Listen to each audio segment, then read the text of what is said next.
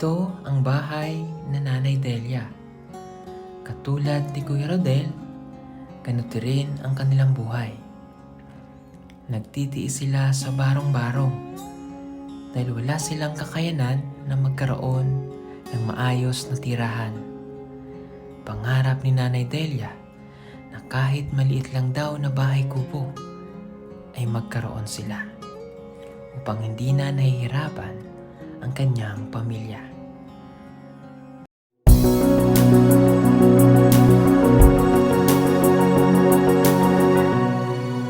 Sir, mamaak yun ni sir. Ah, okay lang po. Oh, bago na yung banig mo na ya. Magpili ka ng bagong banig. Yan. Okay, si Nanay Delia po ay dito nakatira sa kanilang bahay. Kabang, maak na ba na sa kabang yun ba? Ilan ang banig na binili mo, Nay? Dalawa. Dalawa? Ang init din ngayon. Init yun. Pala. Okay. O, kamusta naman, Nay? Kamusta ikaw? Okay lang. Kap na albang iro bitir mamaak na sir. Hindi siya nangagat, Nay? Nangagat nga eh. Maak gani na. Nangangagat? Maak na. Maak? Ano maak? Nangangagat? Mangagat. Baka po kagatin ito. Ngani usa ka ganun. Mayroon ng tabing na kortina, no? Ang usa kong labahan. Okay, so ikaw ba, Nay, dito ka na talaga titira? Opo, Dito lang? dito lang ako. Okay, so kasi ang plano natin ay mapagawan po kayo ng maliit na kubo. Kubo. Kubo lang dito. Okay, kasi yung bahay po nila talagang siran-sira na eh.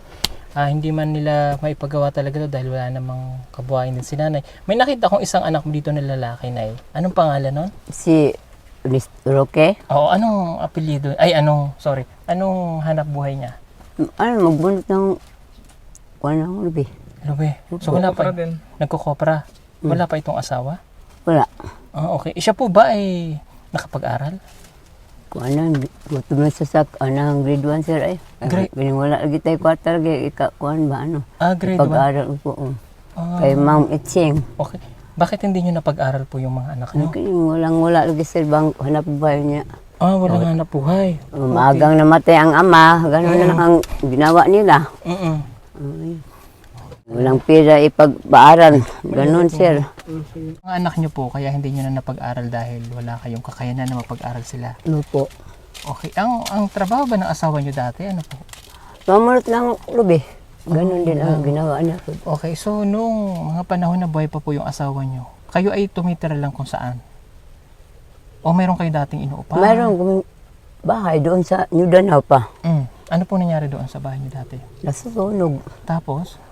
Dito na kami kuha ko sa akong iyaan. Dito kami nakatira. Dito na kayo pinatira. Kinuha niya mga pamangkin. Gawa lang kami mga barong-barong, gano'n. Gano'n ang ginagawa namin, barong-barong. Dahil nasunog pala yung bahay nyo dati.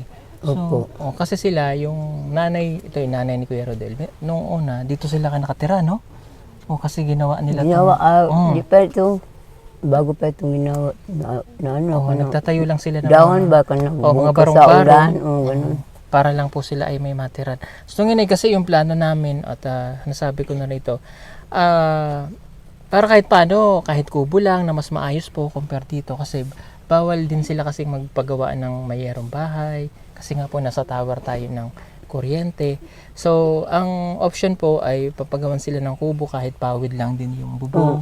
Pwede na yun, sir. Para mas maayos po yung kanilang matitirahan, no?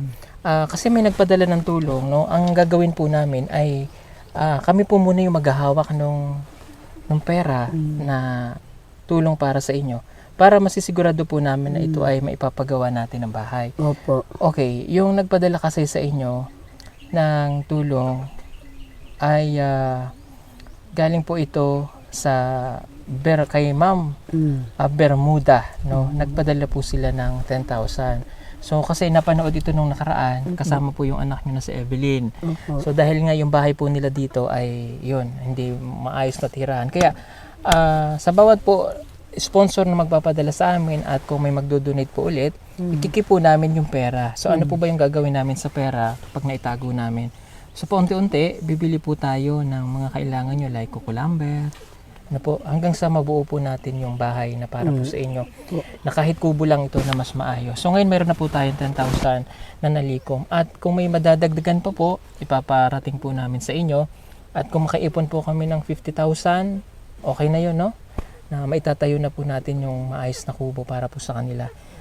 Sa ngayon kasi meron na tayong 10,000 pesos na magagamit para po sa pagpapagawa ng kanilang bahay.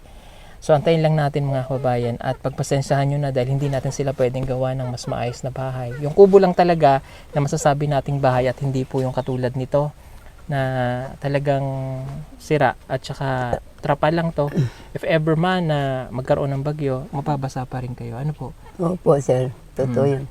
Pero konti-konti lang kung ano, dahan-dahan ng ulan. Pero kung biglaan, At isa pa yung may-ari ng lupa, no? Hindi na magpapaalam pa kasi baka Opo, ganun paggawa din. natin palayasin din kayo. Sa part kasi namin hindi po pwedeng hindi natin papaalam yun kasi kami po ay dayo lang dito sa Davao. So hindi namin alam kung ano yung pwedeng mangyari kapag kaya mas maigi na papaalam po namin. Ano po? Opo, totoo. Okay, mas maukay na yun, Nay. Oh. Para hindi nyo na po paranasan yung katulad nito na kayo ay nagtitiis dyan. Ano, Nay? Okay po ba yun? Okay. So, may 10,000 kayo sa amin, pero yun po hindi namin maibibigay sa inyo ng cash. Okay. At sa nagbigay po kay Mama Bermuda, sa sponsor natin, nandito lang po sa amin yung 10,000, ipunin lang po namin hanggang mabuo po natin yung 50,000 para po mapagawan din natin sila ng bahay. So, yun lang, Nay. So, sana po ay kahit paano makabawas sa isipin ninyo kung paano po nyo Okay lang yan, sir. aanuhin yung araw-araw na kayo ay nakipagsapalaran na ganito yung bahay. Okay lang po ba? Opo. Wala pong problema doon? Wala. Okay. Marami na yung pagkain yung dyan, yun na. Nandyan pa man. Meron pa, Nay? Meron pa. Pero konti-konti na. So, Pero wala na kaming ulam, sir, ay.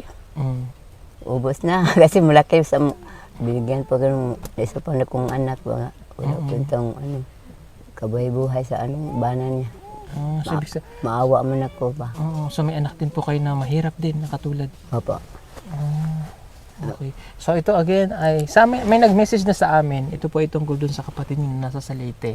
So antayin ko lang, kino-confirm ko lang po dahil kilala niya yung kapatid niyo po na nasa Southern Leyte. Opo. So para if ever man na makakontak po sa amin, pagbalik namin dito matawagan natin sila sa through messenger or kung ano mang paraan para po makausap niyo po sila, ano. Kung if ever man na papuntahin kayo ng Southern Leyte para makita yung kapatid niyo. Kung buhay pa yung kapatid niyo. Iwan ko kung makaulit pa ba ko rito, sir. Kasi ulit na kayo sa rito, sir, ay. Managing, ano na yung gubot ba? Nagira-gira. Hindi mo na alam, o kasi isa pa nagkaroon din ng bagyo doon, no. Bagyo, sa sugod sa Samar. Sa Ormoc yun. Magkaano mo na, magkabilang ko sa baryo lang dyan. O yun yung problema din, nanay. Baka wala kayong uwian din doon.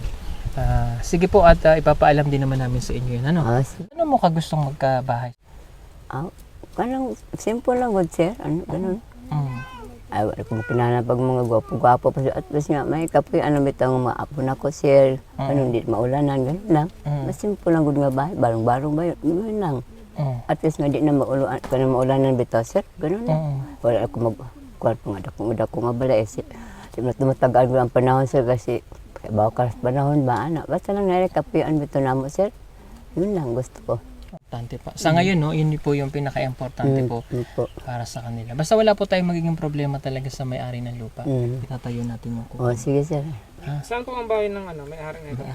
Hindi ko alam, sir, kasi sa una, dahil sa minta si Carmela, ingon magud lang nga, ako magdungog gusto, gibalga na magud daw nila, naman nga, alam nga nila, lagi may magpatukod, balay din, sir, ba? Pero gaingon na baligya, maaari si Carmela, kay baligya daw ni sa lain, sir, ba? Bali-bali, kay sa minta, Ito. sa minyo, magupon na siya. Ito naman, okay. Ma'am Carmela. Meron naman kasing option ito, kung gusto nyo ito. Meron kasi akong sponsor na gusto nilang tumulong, pero hindi kayo dito titira.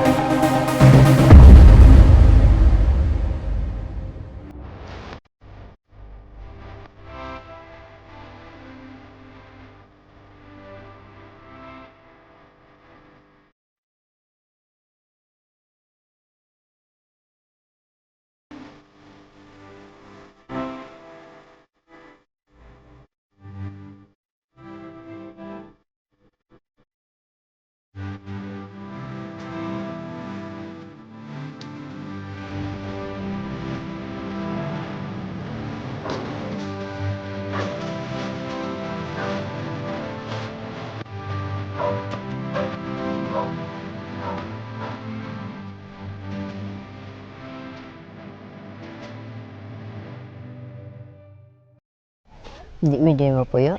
Hindi. Dadalhin ko kayo sa Laguna. Oh, layo ako ng Laguna, sir, ay. At Manila. Oo. Na, sir, ay. Pero ang titirhan nyo doon is a farm. Farm yon. Farm. May sweldo kayo, may bahay kayo. Pwede kayong magtanim doon ng mga gulay, kung ano yung maitanim ninyo. Paghahatian nyo ng may-ari ng lupa yung benta. Malaki po yung farm. Mag-aalaga kayo ng baboy, kambing, Gawa mga ng ganon. farm. Opo, farm yun. Libre na ang bahay, libre na lahat na kailangan ninyo. May sweldo pa po kayo. Kung gusto nyo lang. Asabutan pa naman sa akong anak na, sir. Usapan pa daw na. Pag-uusapan pa po. Kasi meron akong sponsor yan, nanonood siya ngayon. Si Sir Tony, no? Nasa ibang bansa siya. Kung willing kayo, pwede namin kayong ihatid doon o dalhin kayo doon. Tapos doon na kayo mamumuhay na gusto niya talaga yung isang pamilya na para hindi po ganito na kayo ay ganito yung tinitira ninyo. Kung willing lang po kayo, yun po yung option namin na maibibigay sa inyo. At least doon may kapanatagan na po kayo ng loob na hindi kayo mapapaalis. No? Yun naman po ay nasa sa inyo. Basta pagbutihin nyo lang doon, kakain kayo ng maayos, may titirang kayo ng maayos. May magudi-gudi, sir, kayo. Si Rudy, ang trabaho ka ng hanap niyo, buhay ba ka, mamunot ng bitaw mo, daga kayo sa mga suki, dire, manang gusto ang sa dire magpuyo. Dire mo gusto na buo. Nakasanayan lang nila. Ito naman po ay option lang naman. Okay Kung lang. gusto po nila yon. Kung hindi naman po, wala pong problema sa amin. At na-open ko lang kasi just in case po na gusto nyong mangibang bayan or magkaroon kayo ng bagong atmosphere na inyong gagalawan, yung hindi po ganito, maibibigay po sa inyo. Pero dahil gusto nyo po dito, pero pag-isipan nyo pa rin po, no? Sige, Pag-isipan nyo po, para maiba lang naman. Baka sakali na doon mabago po yung buhay ninyo. Ha? sige, sir. Sige po. Salamat po, no? At nakabalik ulit kami dito sa inyo. May tanong ko sa iyo, Nay. Marunong ka ba mag-TikTok? Hindi ko Paro-paro G, alam mo? Hindi. Ha? Hindi ko Hindi alam? Okay, paano yung paro-paro G, hindi mo alam? Sa ano na sa tungkol ng kumain. Okay, Nick. Masaya. O paano? Paano po yung sayaw ng nakikinig sa radyo?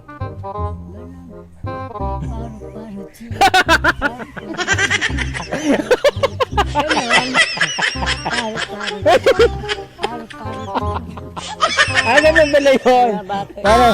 Paro-paro G. Ganon ba yun, Nay? Paro-paro-chi. Ah. Paro-paro-chi. Baro-baro. Hindi yun yung ganon. Paro-paro bukid, paro-paro. Ganon yun. Oo. Wala biro. Hindi ko naman tutulog. Paro-paro. Oh no! Ganun, hindi paro-paro nga. Lipad-lipad. So, paano ulit? Paano ulit? Ganun. So, mahilig ka bang magsayaw-sayaw dati, Nay? La. Parang ano yung tugtog? Parang yung tugtog na. Hindi ko na mabibigyan. Ay, kayo malan. At kalimutan ka. Masayahin pala itong si Nanay, ano? O, so, sige po, maraming pong salamat. Paro-paro G.